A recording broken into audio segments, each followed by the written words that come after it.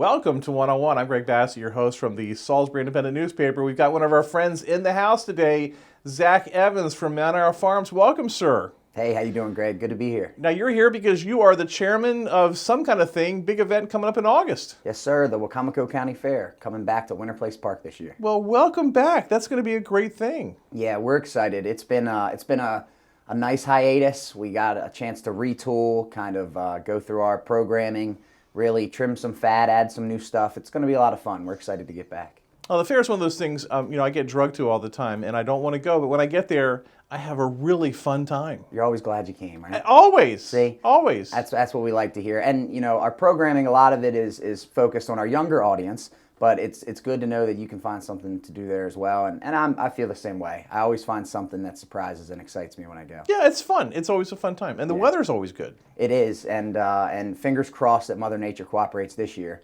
because, again, we haven't had the chance to do it in a year and a half. So right. We're ready to get back out there, and we'd love it if there wasn't a rain delay. Right. Yeah. So what are the dates? So the dates are August 20th through the 22nd this year. That's a Friday, Saturday, and Sunday. And we kick things off on Friday around 4 p.m. We do a ribbon cutting kind of early just so our livestock showmen can get started because we want them to be able to show all those animals before Sunday. And you get all the county officials and some state officials there. So if you want to complain to your state official or county official about anything, you can get FaceTime with these people. Yeah, it's a great opportunity. Yeah. So a lot of our elected officials are on their way down to Mako in Ocean City. And then they even stop back by on Saturday a lot of the time. So yeah, you can catch the men and women that you voted for. You can drop a little bug in their ear if you've got something to share with them, or you can tell them what a great job they've done because it's been a hard time through the pandemic for all of us. Right. So what else is going on with the fair? Yeah, so this year we're bringing back all of the regular programming, all of the staples from the fair. So we'll have the livestock showmen. Purdue is so gracious every year as our presenting sponsor. We've got a big fireworks show from them on Friday night to kick things off. One of the things I'm most excited about this year is our wing war competition. What previously used to be a competition between the food vendors to see who could create the best fan favorite wing has evolved. It's now a hot wing competition. So we had a lot of fun with the vendors, but only 4 or 5 people could participate really and compete against each other. Right. It was just the cooks in the kitchen, right? Well, now we're going to have all of the guests, and we're going to invite them to come and compete in the hot wing competition. It's very affordable to enter. You're basically guaranteed 25 wings if you can eat them, and the winner will get a gift card from Buffalo Wild Wings, who's sponsoring the event. They'll get a really cool trophy, they'll get bragging rights, and they'll get an extra large milkshake from Nice Farms Creamery. Awesome. to try to combat some of that hot sauce. Is there a better food product in the world than chicken wings? I don't think there is. No, and I'm inherently biased, but there's definitely not a better product than chicken wings. On the farm we never ate them, but boy, they're so good now. I tell you what, they really salvaged what was once an unused part of the bird. Yeah. And it's become a national pastime. I mean, we're going to have a competition and just watch people sweat on stage and eat them. So, Yeah, that's actually really exciting. yeah, we're doing that Saturday, so that's on gonna be Saturday. fun. Okay. Yes, sir. And then one of the other things I think is pretty cool, Greg, and I would challenge you to come try your hand at it is we've got a local axe throwing mobile unit. They're relatively new. They're out of Sussex County. They're called Kiss My Axe. So I'm going to say that again, Kiss My Axe. But they're a lot of fun. They've got 2 targets there in a mobile unit. A lot of lights, a lot of bells, a lot of whistles, so we can have them going even through the evening. And we're going to drop them in the entertainment area. So be sure to come out and check that out. Again, it's like a couple bucks to throw it once, $5 to throw it 3 times. Right. So you can try your hand at that. Now, I've heard this is like a therapeutic thing. Like people feel really good once they've done it. It's like a cleansing experience. Yeah, I mean, I think it's just one of those things. It's not as easy as it seems. Right. But typically the men and women working the booth or working the venue can give you some good instruction. And you might spend $10 before you get it in there. But it does. You feel accomplished. It's a rotation situation. You've got to get it rotated just right. Yeah, it's rotation and release, I think. Yeah. So I tried my hand at it twice. And my counterpart, Michelle, she did much better than I did. So it's all about the release point. You got to make sure you don't follow through too far. Or it'll, there's wood on the ground that it'll stick into, but you don't get any points for that. Right.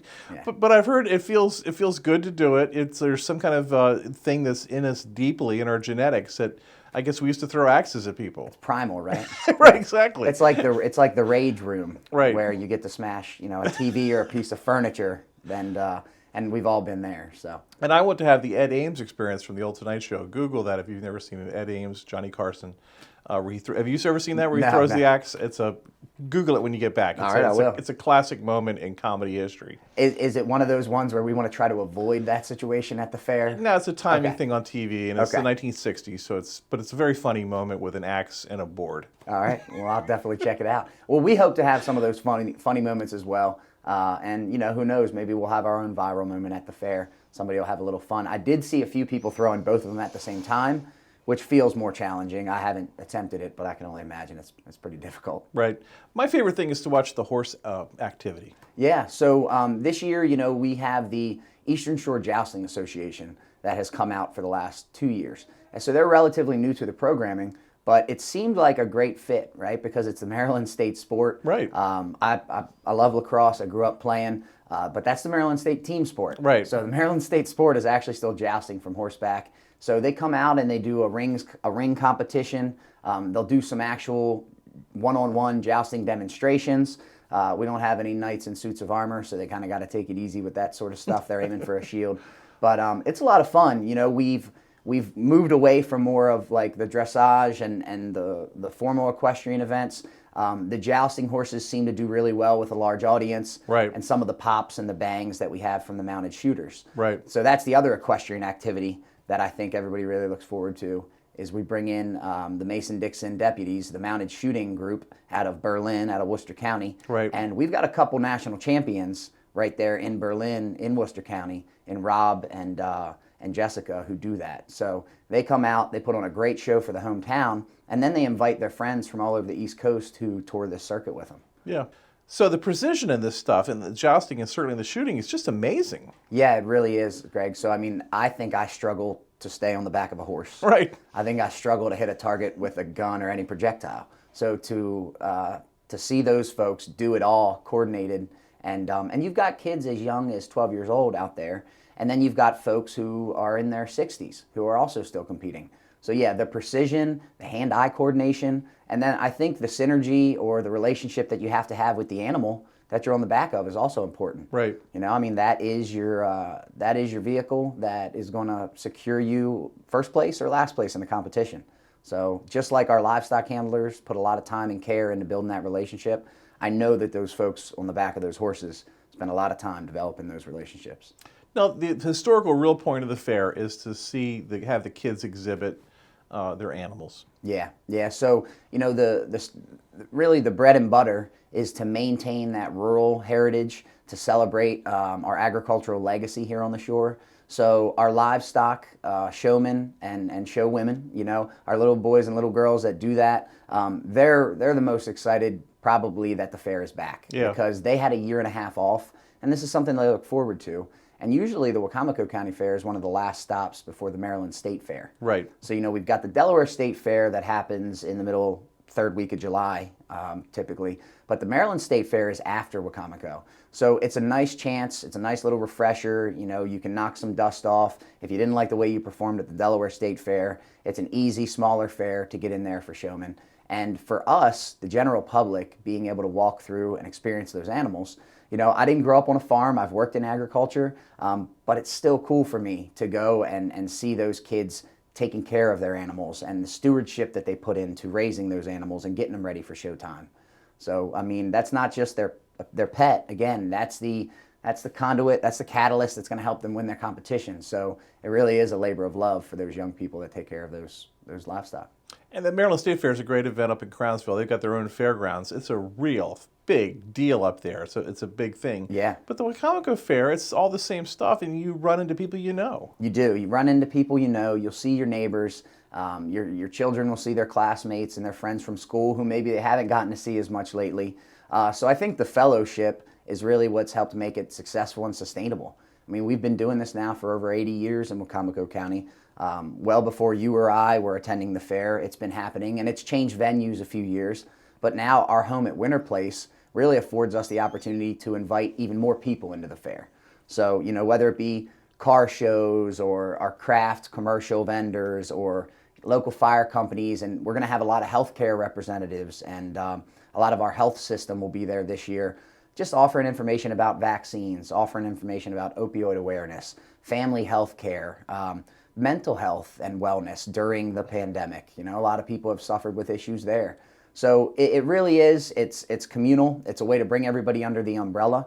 And if you come there to get your COVID vaccine, hopefully you learn some stuff about agriculture. If you come there to learn about agriculture or to experience the livestock, then maybe you see some classic cars or something that take you back to when you were a kid. I think there's just a lot of things, you know, we try to check all boxes to make it entertaining for everybody. So this thing's a combination of the old Delmarva Poultry Festival, which we enjoyed for years. So there's a chicken component to all this. Yes, there's definitely a chicken component to this. So, you know, Purdue being one of our presenting sponsors along with Toyota and Pohank of Automotive Group this year, Purdue donates all of the chicken to the Salisbury Lions Club, who has a replica of the original giant frying pan. Which is in a museum somewhere. Yeah, that's actually, I believe, at the Delaware Ag Museum up in Dover. So if you ever want to go see the original, it's one big piece of cast iron. You can check it out.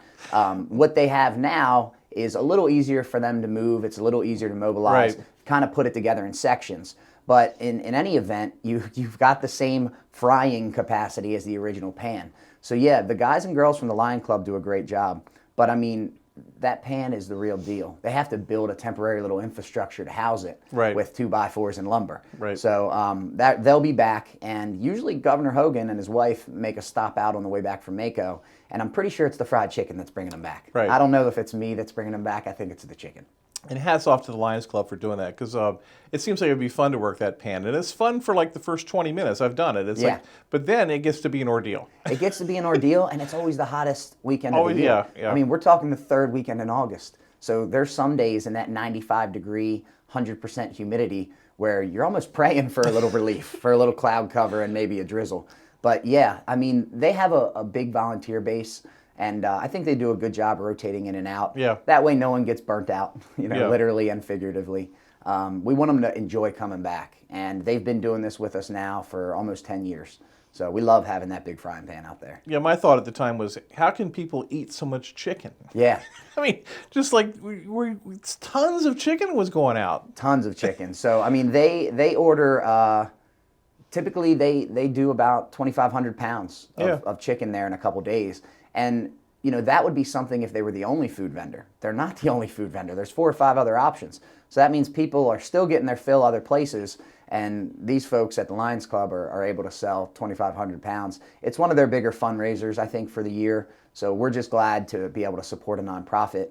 And we're glad that they kind of picked up the torch and carried it, because as you mentioned earlier, that giant frying pan was a staple for the Poultry Festival. It meant a lot to the poultry industry. And so the fact that the Lions Club has continued, you know, to share that with our community, make it available to people, that's really cool. Yeah, when I was a kid, the frying pan was the first stop. I mean, you couldn't wait to see the frying pan. Yeah, well, and the line was so long, if you didn't get in it when you first got there, you might not have been guaranteed chicken. Right, absolutely. In addition to the fried chicken, which everybody loves, we're going to have a couple other local food vendors. You know, you'll recognize those folks from parking downtown with their food truck, or setting up at the Civic Center, or down at the mall, or different areas. And then we're really surprised every year from the applications that we get from out-of-state food vendors. I mean, we have people that come up all the way from South Carolina because they've heard tell of the event and they know that there's an opportunity to make some money. We never try to overbook. You know, it's nice to have a good menu, but we want our vendors to make money. And that doesn't just include our food vendors. We feel the same way about commercial and craft vendors.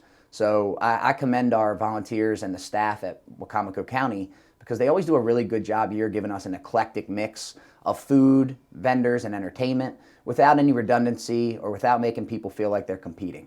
Yeah. One of my favorite things was the year you guys had the Parade of Towns. I know it was part of I think the county anniversary. Yeah, it was the 150th anniversary for Wacomico. And it's hard to organize, and certainly this year coming out of the pandemic, but I just love that Parade of Towns. Yeah, I tell you what, that was one of the cooler things that we've done, and we executed it that year without much issue. I mean, because there can be a lot of logistical challenges. Yeah. You've got to close traffic, you've got to do some things like that. But for the most part, we have a really nice parade route through Winter Place Park. That's a nice circle there. It's a nice circle. Yeah. You can start out on Old Ocean City, and then you can dump out on Hobbs Road. So it really did work well. I think you hit the nail on the head coming out of the pandemic. You know, for better or worse, we're encouraging, people to get back out there, and we're doing it safely. So the parade is something that I think logistically we still couldn't wrap our head around how to bring that back. But we did toy with the idea, because being off for a year, it would have been a really nice kickoff. Yeah. And it would have been another way to get hundreds of people involved who maybe don't show or don't participate as a vendor, right, or run in the 5K or eat the wings. They can still come out. But I think you'll see that parade back soon. It's one of those things, we try to think of a ceremonious reason to have it. Right. So we're looking for the next milestone. We're looking for the next benchmark. We're just thinking of ways that we can look for that next milestone and incorporate the parade as a way to re-energize people. And luckily, we've not lost momentum, right? Right. So if momentum ever starts to waver, then I think we go back to using the parade as a way to reel people in. That little kid train that runs all the time, I enjoy that, seeing those kids on that train. The expressions are just, they really, really enjoy that. Yeah, and that's a volunteer group out of Hebron. Okay, I didn't know who it was. Yeah, they've got a train museum and a train depot there, and they come and strictly volunteers, and they run that train, I wanted to say 12 hours a day. Right, I mean, they're just pulling kids with a tractor, but it's amazing how much the kids love it. Yeah, well, similar to that, again, we're always thinking of new things that we can do and new events that we can bring in. So we're going to have a hayride this year. And we're still working out the route and the logistics, because obviously you've got some challenges with foot traffic and tractors. Right. But we're gonna have a hayride. We're gonna have a tractor pulled hayride. The county has a really nice wagon that's all kind of retrofitted with stairs to make it easy for people to get up and down, and then benches, and we'll throw some hay bales on there. And I think for people that haven't been to the fair, depending on where you start your afternoon or your evening, that's a great way to sort of have a bird's eye view of the footprint. Right. Because you can get a tour of the perimeter and then sort of figure out where you want to start your journey for the day. Also, Winter Place Park, it's a great asset to the county. So many people don't even know that it exists and what goes on there. The county spent some money to renovate some of those buildings. Yeah. It's really a great facility. It's a beautiful facility, and I can tell you that Wacomico County Recreation, Parks, Tourism, Steve Miller and his staff, all the way from James and the programming directors there to Jamie, who handles the vendors and a lot of the sponsorships that we do. They've been incredible to work with. They were always a good landlord, but to your point, they've really doubled down and invested in that park, not just for the fair, but for the community. Yeah.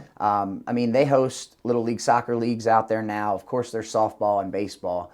But that pond, the walking trails, there's walking trails through the woods. We're running a 5K out there again this year, our Chase the Chicken 5K. In the past, we had done a 3K. It was not an official race. This year, it'll be a 5K. Good. And we're going to utilize those walking paths and those running trails that the county spends a lot of time and resources to maintain. And to your point, Winter Place is available for the public. With an application, you can use the gazebo, you can use the outdoor space, you can be undercover for family picnics, for family reunions, for Little League team celebrations. It's just a cool venue. And, and then across, on the other side where the equestrian club is, they have, over a dozen horse shows a year. So for kids who are interested in getting into those kind of activities, you see equestrian activities on the Olympics this week. Right. We've got a great club in the Wacomico Equestrian Club that's out there riding and utilizing those awesome show rings. Yeah, that equestrian barn was completely renovated. Yep. But the big barn that you use is a great little facility there. Yeah, so the county put a ton of resources about 5 years ago into the carriage house. Right. And really what they did was they just shored it back up, protected it from the weather, because what you have is a 30,000 square foot building with power, with good ventilation, with concrete floors, which gives you the freedom to do all kinds of different stuff in there. And we fill it up with our with all of our entries, with all of our competitive entries. So crafts, fruits, vegetables, 4-H is in there. We do our auctions in there. But I tell you again, I'll promote it for the county because it's just a great venue. I'd love to see more people take advantage of it because there's only a handful of groups that use it in addition to the county fair. Yeah, it's just a great event. It is. So how did you get involved in this? I don't think I've ever asked you because you've done the fair for a lot of years. Yeah. Was it a natural thing for you to do? Did someone make you do it? How did you decide or get involved to take this over? Because the fair was always like a little fair, and the Poultry Festival was a huge thing, but now it's been combined to an even bigger thing. Yeah. So are you familiar with the expression voluntold? Absolutely. Yeah. So that's one of my favorite. So in all honesty, I was a young guy working at Farm Credit. And I was interested in figuring out ways to entrench myself into the agricultural community locally. I was working with farmers, I was meeting them and getting to know them, but I was limited in how I could help them in my former role at the bank. I could just loan them money. I wanted to do more to help promote the lifestyle and help tell their story and sort of be an advocate for the people that grow our food and raise our food. So I joined the board of directors with the Wacomico Farm and Home Show. And I did that for about 3 or 4 years as a volunteer and did a lot of grunt work. You know, I was a young guy. I lifted a lot of heavy stuff. I did a lot of cold calling to try to bring in new programs and new vendors. And then there was a little shakeup in the leadership group there. In all honesty, Greg, it was people who had dedicated their whole lives to the event. And I think they were losing the energy, you know, that they needed to sustain it. And they wanted to breathe some new life into it. So, you know, both no longer with us, but Pete Richardson and Bob Culver invited me to lunch one day, and 25-year-old naive Zach. But those are two tough guys. I mean, you can't say no to those guys. No, you know, I thought, and so I was invited to lunch with the understanding that we were just going to discuss some of the good work I had been doing for Farm Credit and some of the good work that I had been doing in the ag community. And so I showed up. Ernie Colburn, you know, the former director at the Chamber, he was also there. And those 3 guys proceeded to share with me the history of the Wacomico Farm and Home Show. And, you know, none of them had any skin in that game at the time. If you think about it, the Wacomico Farm and Home Show was its own nonprofit organization. We had no affiliation directly with the county, other than that they were our landlord. And the Chamber and Pete, you know, they supported the event in that they came out and they brought their families to it. Right. And Pete was always instrumental in supporting the fair. I mean, our cake auction is named after Pete because he was our auctioneer for 30 years. Great voice. Great Just voice. Amazing. Yeah. And so, you know, I'm sitting across the table from those 3 gentlemen who are all well respected in the community. I had a ton of respect for them. And they told me they thought that the county could really use a ramped up county fair. And the Farm and Home Show was great, but they struggled to wrap their head around the branding of what that meant. Because today, when you ask somebody to describe a Farm and Home Show, you might get 10 different explanations of what it is. When you ask somebody to describe a county fair, there's a preconceived picture, right? Everybody can identify with a county fair, and it means something pretty similar to all of us. So they started with, we want to rebrand the fair. I said, okay, you know, I'll take it to the board. I'm nobody at the board. I'm just one of the guys. And they said, well, we want you to do it, you know, and we'd like you to take some ownership in it. And we've already talked to some of your other board members, and they're on board. So I was kind of, I was railroaded a little bit in that, you know, I don't know that I had an option to say no because it was just too good of an opportunity. It really was. I got the chance to work alongside three really respected individuals in the community. It helped me build a relationship with the Chamber, who I now serve as a board member for. It helped me build a relationship with Wacomico County. And again, I've got the utmost respect for Steve and his team and what John's been able to do as he stepped in, you know, in the leadership role. So I just, you know, I can't tell you other than voluntold, but it was the right calling at the right time. I had the energy, I had the time. I was a young guy, single, no kids. So I kind of took the ball and just ran with it. And then I spent 3 or 4 years really building a roster. Yeah. And now I'm so proud of the team that we have that I don't like to take much credit because those guys and gals behind the scenes, I get to sit here with you and do the fun stuff. Right. You know, I get to hang out and do the ribbon cutting and help schmooze some of our sponsors here and there. But for the most part, those guys and gals are the boots on the ground who are really executing this event now. But still, there's got to be some sleepless nights leading up to it and just that fear and panic. And every year I think, okay, Zach has done his time now. He's going to hand it over to someone. And when we call in this time of year to find out what about the fair, I'm surprised you're still running it. Yeah. Well, and you know, there's so I've continued to stay on as the chairman of the event. But we've got someone who stepped up. Tri Townsend is our president now for the nonprofit. Great guy. And that's really worked well because Tri has been able to take over the administrative duties for the nonprofit. And then I can kind of just serve as the go-between and you know, make sure that we're looking at the big picture, make sure that the event as a whole makes sense, and then kind of monitor the budget, follow the finances, do some of that stuff. So I guess to answer your question, I don't know when I'll get out, Greg, because I kind of I enjoy the role that it's evolved into. There are some sleepless nights, but that's just because I'm an over planner. Right. I don't think it matters. We're usually ready to execute and we've got a good game plan. But it's like the night before Christmas, right? Especially if you're Santa Claus, right? So I can't imagine there's a better comparison. Tell me again who the sponsors are. Yeah, so big thanks to Purdue. They're always our presenting sponsor. Toyota has stepped up tremendously in the last 5 years. Sandy Angelo is amazing. She is amazing, and I'll tell you, to double down her support, Sandy even the Pohanka Automotive Group came in as an additional sponsor on top of Toyota. So, I mean, really both of those are facilitated through Sandy and her team over there at Pohanka. But without those three sponsors, there'd be no county fair. Right. And so they really give us the seed money that we need to lock in our major programming. And then we have over 20 other community sponsors. And I won't bore you rattling off the list, only because I wouldn't want to do one of them a disservice and forget anybody. Right. But I would encourage folks, if they've not done so, follow us on Facebook, because we try to do a really good job highlighting and promoting our sponsors and their services and what they mean to the community.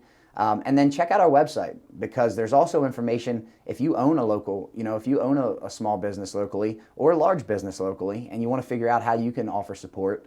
There's sponsorship forms on there. There's vendor registrations if you just want to come and showcase your product.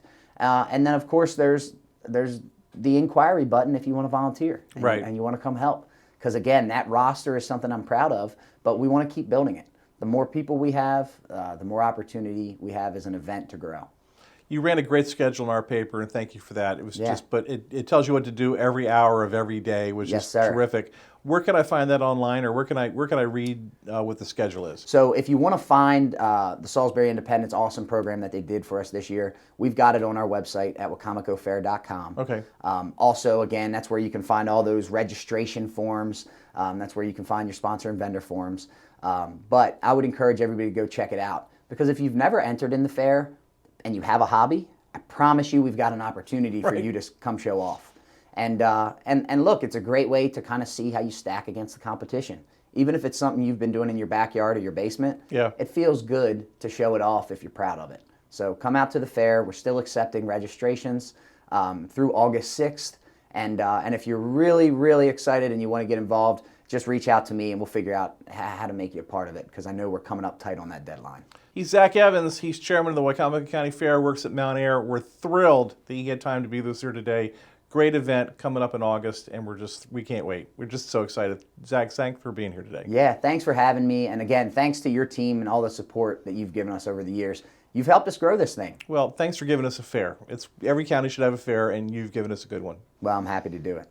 I'm Greg Bassett from the Salisbury Independent newspaper. Another edition of One on One right here on PAC 14.